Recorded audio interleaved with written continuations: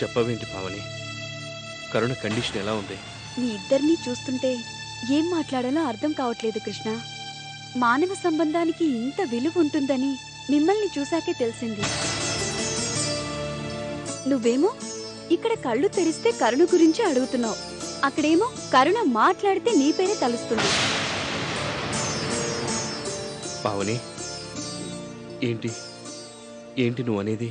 అవును కృష్ణ, నాకు కిడ్నీ ఇచ్చి నా ప్రాణాలు కాపాడిన ఆ దేవుడెవరో చూస్తానని ఒకటే గొడవ చేస్తుంది. లేదంటే పచ్చి మంచినీళ్లు కూడా ముట్టనని మొండికేసి కూర్చుంటుంది. అందుకు ఒకే ఒక మార్గం ఉంది. నువ్వొచ్చి ఒకసారి కరుణం చూడు. నేనా? వద్దులే, కరుణని ఇక్కడికి తీసుకొస్తా. ఒకసారి మాట్లాడు. మా నాన్న మీద ఒట్టు పెట్టిన నేను మాట తప్పిన వాడిని అవుతాను. అదే జరిగితే నా భార్య ఇంకెప్పటికీ నన్ను క్షమించదు. కానీ కృష్ణ, పాపకి నువ్వే కిడ్నీ ఇచ్చావని, తన ప్రాణాలు నువ్వే కాపాడావని తెలిసిపోయింది. ఇప్పుడు ఎంత నచ్చ చెప్పినా వినే పరిస్థితిలో లేదు.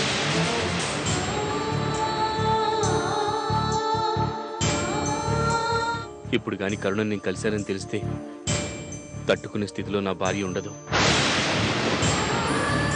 ఇప్పుడు కరుణను కలిసి మాట్లాడటం తప్ప వేరే దారి లేదనిపిస్తోంది కృష్ణ. ఉంది.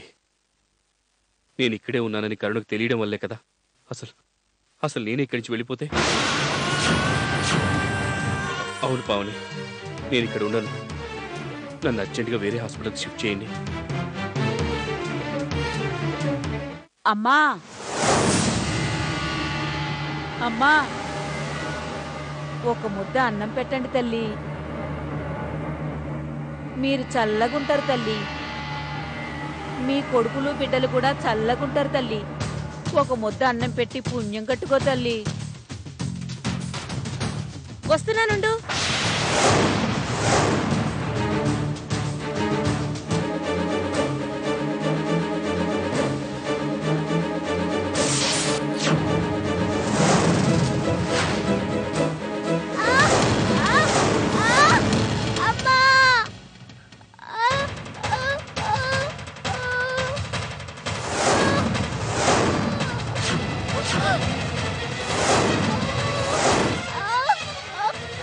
అయ్యో, ఏంటమ్మా, ఎందుకు పరిగెత్తుకుంటూ వచ్చావు? జారిపడిపోయానమ్మా.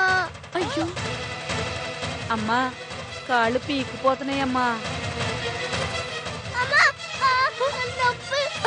అయ్యో అమ్మా, కొంచెం అన్నం ఉంటే పెట్టండి అమ్మా. ముష్టి వాళ్ళు వచ్చినట్టున్నారమ్మా. రాని, వాళ్ళు అలాగే అరుస్తారు. అమ్మా, కొంచెం చద్దన్నం ఉంటే పెట్టండి అమ్మా.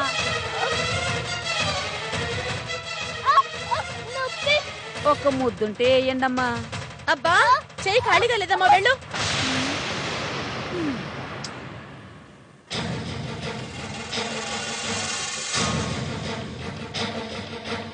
వద్దయ్య గారు, ఇక చాలు.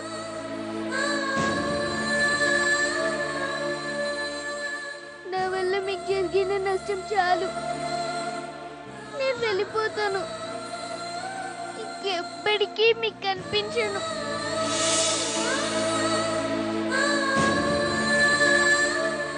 అమ్మ లేదనే బెంగని, నాన్న లేడనే బాధని ఏ రోజు నాకు చూపించలేదు. ఆలోచనే నాకు రానివ్వలేదు.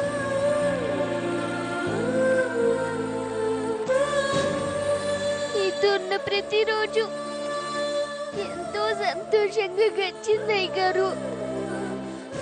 నా బ్రతుకు నాకే కొత్తగా అనిపించింది. చివరికి అమ్మగారు మీ కోపాన్ని చూడాల్సి వస్తుందని ఊహించలేదయ్యా.